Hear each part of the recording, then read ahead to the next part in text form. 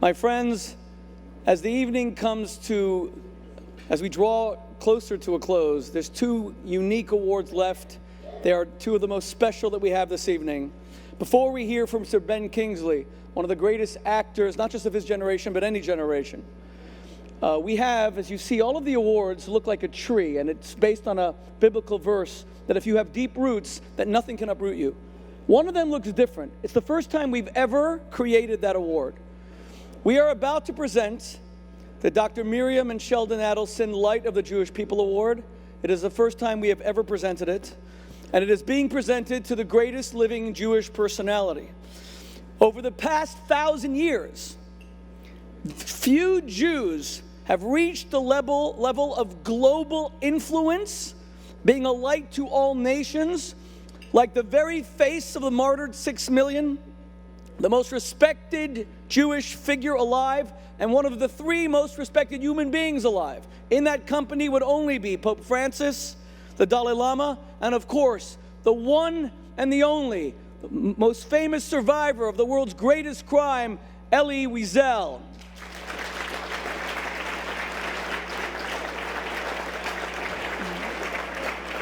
And I'm going to ask, if we're going to have the most famous of all the Holocaust survivors and the greatest Jewish personality alive, it has to be given. The Dr. Miriam and Sheldon Adelson Award has to be given by a very special personality. The world's most famous doctor, Dr. Mehmet Oz. Sheldon, you have to join us for this because it's Elie Wiesel. Elie, you have to please come with us. I want to ask Patrick and Sivan if they might join us as well. Is that like a yes? Is that the way you guys say yes? Okay. This is the Dr. Sheldon Miriam Adelson Award. Okay, so your being in the front row will count. I'm going to kind of join you in here. Dr. Oz? Thank you. Now, I'm playing the part of Miriam Adelson here, and I have my own lines as well, but this is a speech she gave me, and I'm going to start while Shirley makes his way up here. The 3 of us, oh, you're here already? Oh, it's perfect. But there's a movie first. I get to throw to a movie. All right. So she wanted me to say that Elie started, of course, his saga when he was age 15.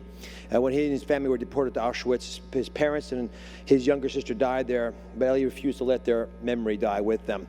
He's made it his life's work to ensure that the lives of his family and every Holocaust victim are never forgotten. That never again really means never again, as we heard today. That's not just a mantra, it's actually policy. Now, after the war, Elie studied in Paris and later became a journalist. He'd soon written his first book, and let me ad-lib here a little bit. He wrote Night, La Nuit, about his experience, but he spent 10 years, and I've had lunch with Elie, I've heard some of this firsthand, 10 years not writing about it. And when he finally wrote Night, it sold, and this is the number I actually calculated, 1,046 copies. 1,046 copies. Then he married Marion, and with that, success came. He wrote 57 more books. And again, I'll go back to Miriam's speech here. In 1976, President Carter appointed Elie as chairman of the President's Commission on the Holocaust. In 1980, he became a founding chairman of the United States Holocaust Memorial Council. He subsequently won the Presidential Medal of Freedom, the U.S. Congressional Gold Medal, the Medal of Liberty Award, everything, including, in 1986, he was able to crown his glorious career with the Nobel Prize for Peace. Let's take a moment to watch and reflect on this man's remarkable influence as the messenger of mankind. So I thought I'd ask the big question of what makes Elie Wiesel so special. And then I have 3 questions for you. So we have actually a little bit of a homework assignment here. I would argue that he's actually a surgical philosopher. And I'll, as a surgeon, articulate why I believe that's the case. His words can cut deeper than any scalpel that I know. He knows how to open wounds, because sometimes you have to, as a surgeon, make those brave moves. As Governor Christie pointed out, you have to tell the truth no matter what. Sometimes it's more important to have the respect of your patient than their love, because ultimately that's what they need more at certain times in their lives. But he also has an aesthetic sensibility, sort of like a plastic surgeon might, to weave words to make them sing. And he's brave. I don't think this is an apocryphal story. I'm told, Elie, you can confirm this, Orson Welles wanted to make a movie of the book Night.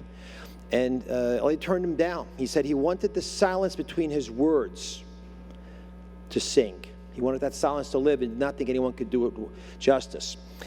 I was taught once about a samurai sword, which is the final reason that I think you have the surgical talents. So samurai swords are made when you take the steel and you hammer it really hard and you fold it over.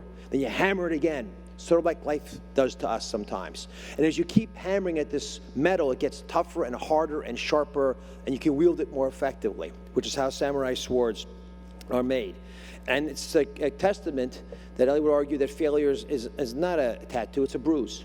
And if we understand that and get past that, and then we keep in mind always that the arc of history bends towards truth and justice, which is what this organization, what Jewish values fundamentally speak to, then you can begin to ask the right questions. I remember we had a lunch together, and Elie left me with this very important commentary, which I would leave you with. He said, always ask the good question. So I'm going to leave this introduction with 3 questions. The first question, I'm going to use quotes because I have a list of my favorite quotes, and so many of them come from him, so I'll use those quotes as ammo against him as he tries to answer these. The first quote, opposite of love, the opposite of love, what is it? Is it hate? No, it's not hate. It's despair. And the opposite of education is not ignorance. It's actually indifference. This is important because we spend a lot of time, and we've had people on the podium today, very gifted orators, wonderful statesmen, protectors of our country. And oftentimes when we see either how things are portrayed in the media or how we mistakenly articulate them, we create sides, polemics, differences, artificially sometimes, and they falsely simplify overwhelming conflicts. So the first question is, how do we really get at some of these issues that are intimidatingly large, at least on the surface? Second major quote, charity does not prevent death. It just prevents dying while you're alive, which I think is a truism that we all sense at some point in our life. People are always seeking significance in their life, and they often will find it through service. So the question then becomes, how do we get people to get more comfortable asking for help when they really need it? Because that charity is often not acceptable to the folks who need it the most, and they remain silent. And finally, the third question, and his third quote is, we do not see things as they are, we see the things as we are. And this challenges our beliefs. And I argue that many times we show up at events and challenges smaller than we are. We should do the opposite. So the third question to the Nobel laureate is, how do you make yourself bigger when the world needs it? This award goes to Elie Wiesel, and it's with great honor and Shmuley, thank you for inviting me. And thank you again. I was taken to Israel, which is a life-changing event. And for those of you who have been there many times, you don't appreciate how special it is to finally go there and actually touch some of the essence, to taste the fabric of what the state of Israel represents to the world. Thank you for letting me be part of this event.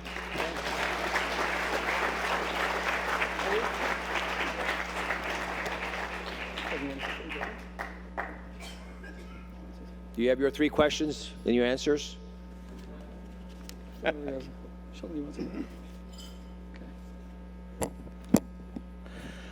It's an honor to be up here with Professor Wiesel.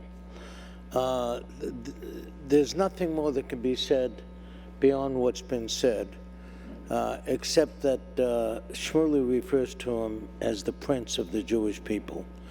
To me, he's more the king. And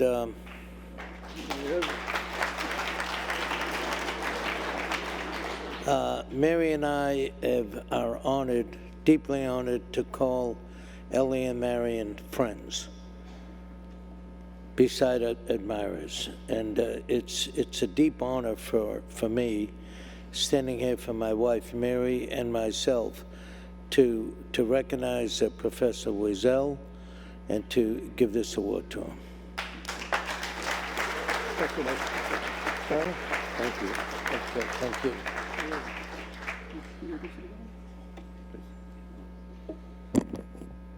There's one. Okay. You take a picture? Take a picture? There's no camera. Where are our cameras? There are cameras. Where are our photographers? We're here. There. Okay. Here it is. Okay.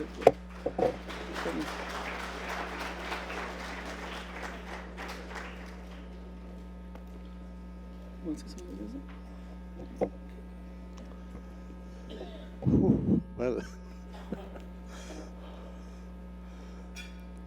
you must know that Rabbi Boteach and I have been friends for many, many, many years. I call him Shmuley. And we met actually at the University of Oxford some 25 years ago or more.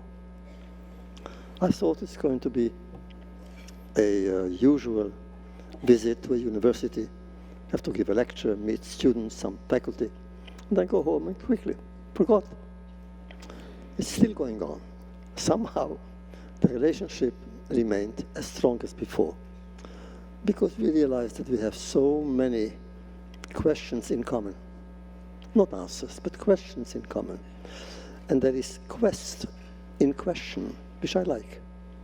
We are partners in a quest for meaning, a quest for justice, a quest for truth, in some cases a quest for God. Surely, there is something in life which must be inherent in whatever we are doing. And that is the relationship with another human being. No man, no person can be alone. God alone is alone. We are here to be with, to be with our fellow human beings, as teachers, as friends, as companions, associates. There are so many ways for two human beings to be together and try to think about existential problems, sometimes solutions, surely ways to find a solution. And this generation, which is ours, is so special because it comes after, excuse me, after so many. It would be a good idea to have a glass of water, right? Thank you very much. Lock in that. It is too strong. No, it's not. Don't worry. What is the meaning of all that? In my case,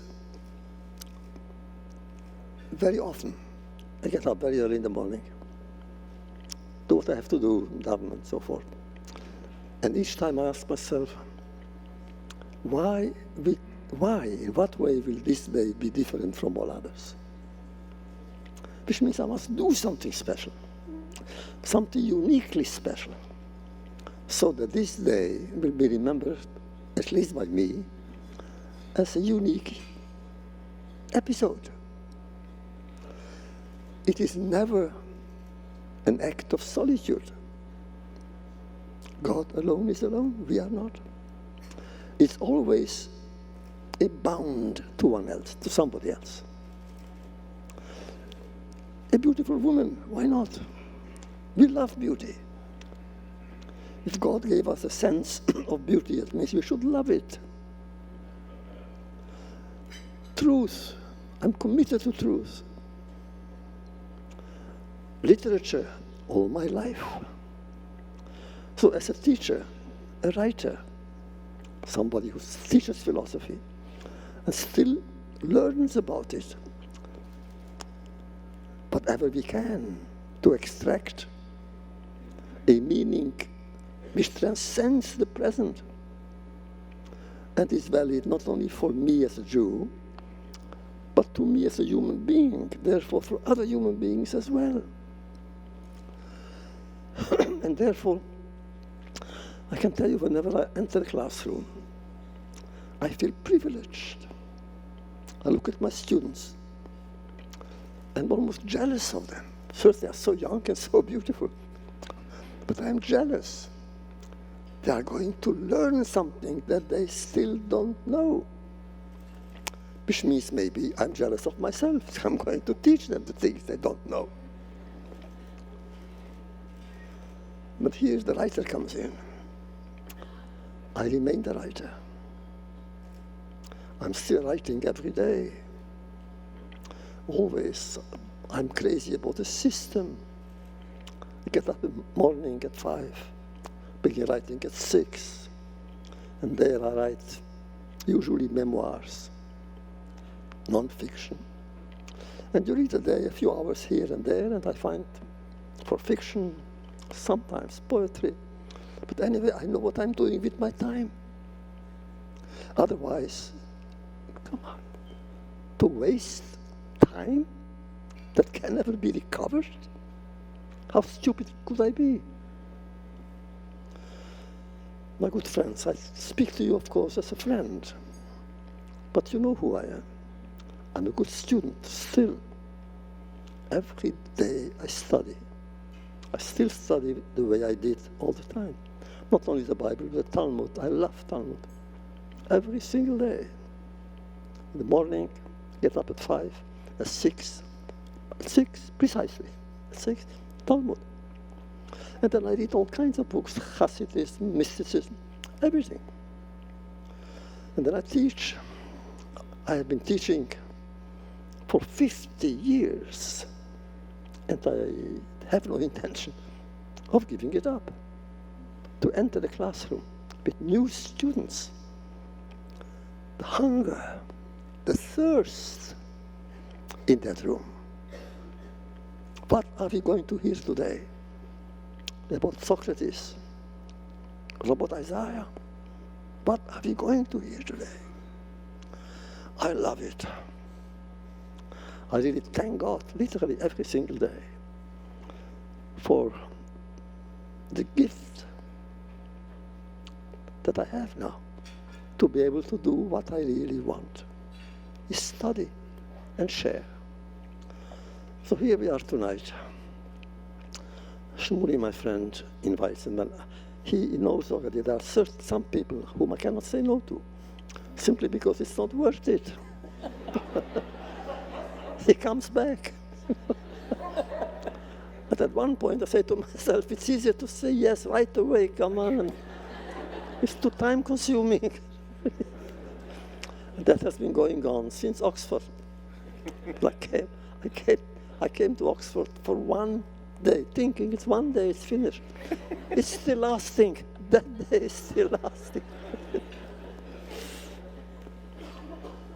What is my life today, really? Could I have imagined it like that? Of course not. Who could have when? Can I imagine it now? All I know is it is not who we are and what we are. It's what we do with what we are and who we are.